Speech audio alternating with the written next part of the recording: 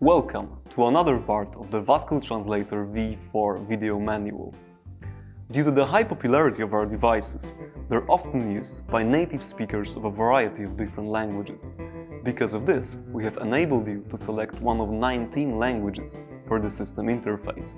Let's move on to the device and do it step by step. First, go to Settings. Then, under System, you will find the Language setting.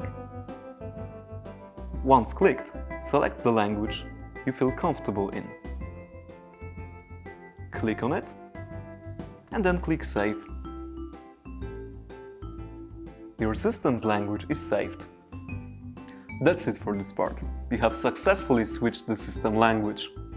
I invite you to the next parts of our Vasco Translator V4 video manual, where you will learn about other features of the Vasco Translator V4. See ya!